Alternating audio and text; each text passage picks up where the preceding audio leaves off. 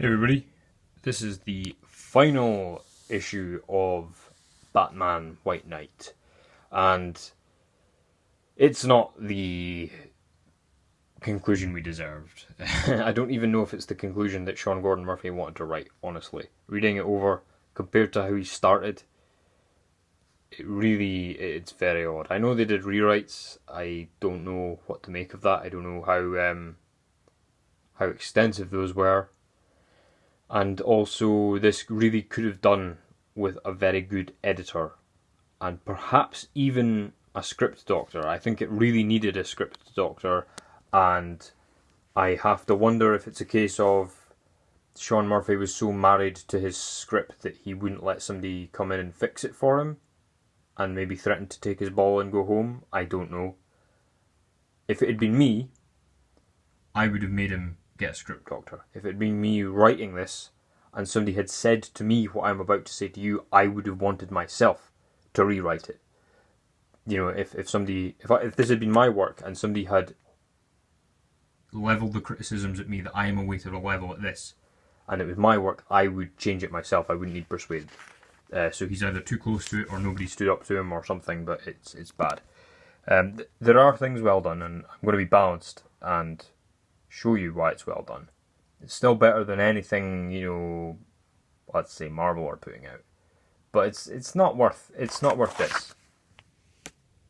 $4.99 is not worth $4.99 for one book. Nah.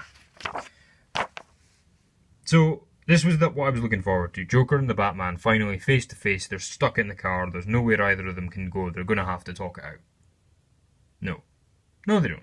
They don't.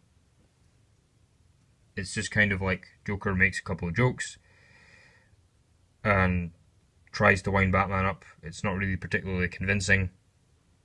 And Batman says something about wanting Napier back. I can't remember. And then Bane gets hit by the Batmobile for what I think may be the 5th time now. Am I wrong in saying maybe every issue? Does Bane get hit by the Batmobile every issue? It's getting ridiculous. Maybe it's an in-joke that we weren't privy to. This is a really good chase scene, by the way. It's very well done.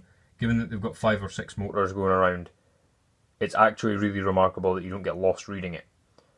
My issue with it is it has no story impact. However, reading it, it's very exciting, very fast-paced, very easy to follow. And they do clever things like this. The rounded panels doesn't feel like an added panel if you look at the page. The black border around it, the black gutter, that does help, but mainly what it is your eyes, because they're not seeing a square, they're seeing a circle. They kind of don't seem to add this to the panel count, so you don't feel overwhelmed looking at it, and I thought that was very clever. Then this moment here was really cool of Dick Grayson appearing in the animated series Batmobile and roaring out of a cave, and that's like the last we see of him until the last page. It's ridiculous. This whole sequence goes on way too long, and I'm sure it would have made somebody a very nice Arkham Knight boss level. But this is a comic book. It's a story, which is the conclusion of a series of stories. And you don't put what really is like reading a level of a computer game as the final issue of a series. So I'm having real issues again as well with the lack of a clear direction for this story, because it starts off as a story about Batman and Joker. It branches off into being about alter egos and your kind of sidekicks, and then it never regains its focus. It just gets lost in the long grass. The whole point in doing that is you need to then bring it back to the two men themselves. They're what opened the story. It has to come back down to them. It doesn't. And people are enjoy the thing about my reviews of like pointing out clever tricks that have been used to guide the eye or whatever. And frankly, I do not see them present now as much as I did before, because they do address this, by the way, of people getting unfrozen so they weren't dead. But so there seemed to be a lack of urgency about the whole thing, that like how could they possibly have known? They should have really explained that this is like a cryogenic stasis, not an actual fucking they've been frozen solid. And I don't know how the fuck a gun goes all cryogenic stasis-y over the whole city, but there you are. So yeah, all these little tricks of the eye and guiding the eye and things like that, I'm not seeing them present anymore, and I don't know whether that's because my enthusiasm has been snuffed out and I'm not really seeing it, or because the story really doesn't have a driving force anymore, and so because the story is fractious and kind of scattered, so is the art style, so is the composition of the book. So yeah, going back to the climax of the story isn't Batman versus the Joker. It's not even Jack Napier versus the Joker, or Bruce Wayne confronting his own feelings about Batman. It's Harley versus Harley.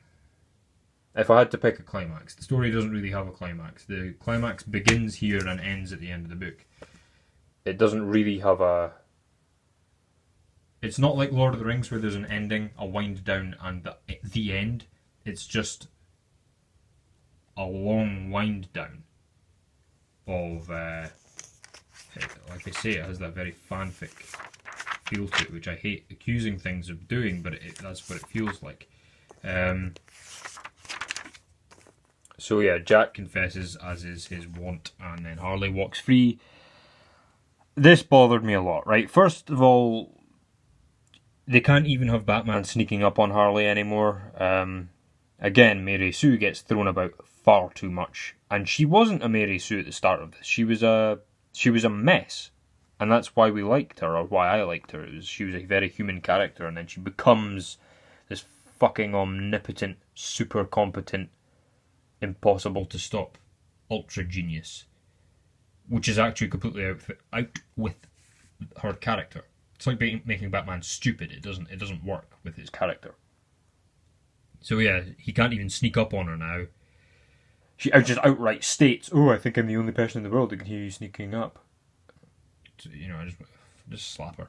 And then Batman, in a horrible display of a lack of any attempt to write, a huge piece of expository dialogue, he just states exactly the entire plot in this speech bubble of the whole thing was Harley's plan.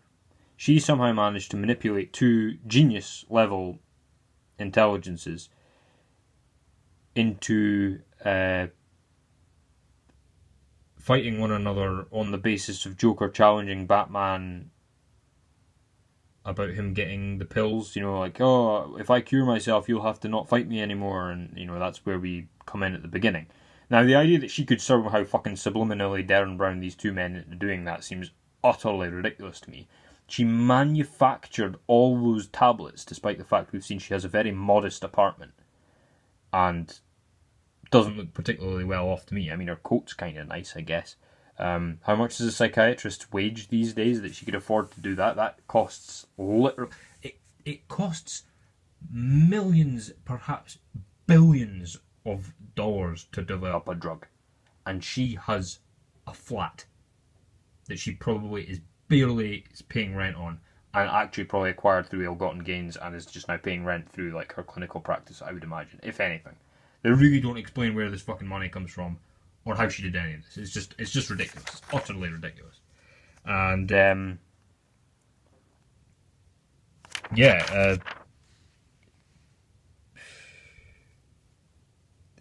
they kind of just let her get away with the whole thing. Batman, how did you know? Well, Joker told me. He's not even allowed to work it out. Joker told me.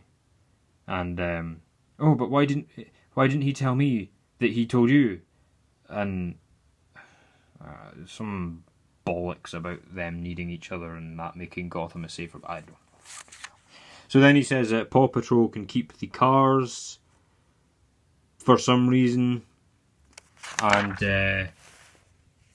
this happens. Yeah.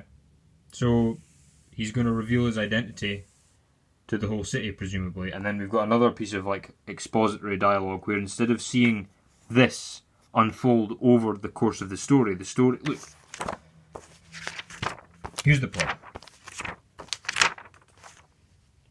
Very little speech. All puns. Very little speech. all quips. Almost no speech. Almost no speech. Almost no speech. A little bit of shouting here. Almost no speech. Like a couple bubbles per panel. I love you, I love you, I love you, I love you, blah, blah, blah, blah, blah, blah. No speech. Very little speech. Very little speech. Acceptable amount of speech. Look at this. And this. And this. What editor allowed this? Like, how can you read through this script and accept it? How? And yeah, so that's the climax of the story. I'd forgotten one of the most important parts. This is terrible. Alfred's letter. I knew this was coming, by the way. I knew this was going to be really bad because he's shown he has no ear for dialogue at all. It's gotten to the stage where everything is expository dialogue. None of the actual character development takes place over the course of the story. So when it actually happened, Alfred's kind of final will and testament thing was being read out, it doesn't get read. And the running theme of the thing is seemingly, everybody knows Batman better than Batman and can predict his behaviour endlessly. So that's all we get from this. Alfred doesn't really write any different to the way anybody else speaks. There's a lot of just basic mistakes about like the repetition of words here that, in primary school when you're writing they tell you, don't use the word and too much, things like that. Well, that's gone out the window. And holy shit, I am ranting here. But really, like, I was just like, you know what, just don't open the letter. I'd rather just use my imagination. And having read it, I really feel vindicated in that thing. A lot of people are saying that A, I'm being overly harsh on this, and B, they liked it a lot. And all I can say is quality relativism, or you have way more money than me. People have either got different expectations to me from what they want from comic books. I want good stories that are on par with any other kind of book that are told in a graphic format. Or it's quality relativism, and we've been used to rubbish for so long that anything that's slightly better just gets the stamp of good, whereas 10 years ago it wouldn't have even been, it would have been average. Or they just have so much money and buy so many comics that the comics don't mean anything to them anymore. Like, this, for me, this was an investment. This wasn't cheap. And it's one of only 3 comics I was buying monthly, which has actually had to go down to 2. And, I didn't get what I paid for. I paid for a good story, and I got this. It's really disappointed me, and I don't give a crap about the Murphyverse, and I won't be buying the second one, which is really disappointing. I want to go and do a retrospective over the whole series. I'm trying to keep this as focused as possible. I don't want to just give my opinions, but I can't analyse this for you. You need to read it. I can't analyse this for you. There's nothing in it to take apart. What you see is what you get. Whereas before I was able to say, have you looked at this way? Have you checked this out? Have you taken it apart this way? And shown you things that were not initially visible. This doesn't have any of that. It's just on the nose, all of it. And a lot of it's out of character, all of it's expository. And it's I feel he can do better, and that he either refused, bit off more than he can chew, didn't know what he wanted to do, or something like that. I really don't know what happened, but very disappointed. Overall, is it a good series? Yes, it is a good series. Is it worth buying? Yes, it's worth buying for the art alone. I wouldn't pay full price for it just because of the story. I believe it will leave you wanting more in the wrong kind of way, and I wouldn't pay full price for it. I'd wait, trade paperback, wait till it's cheap,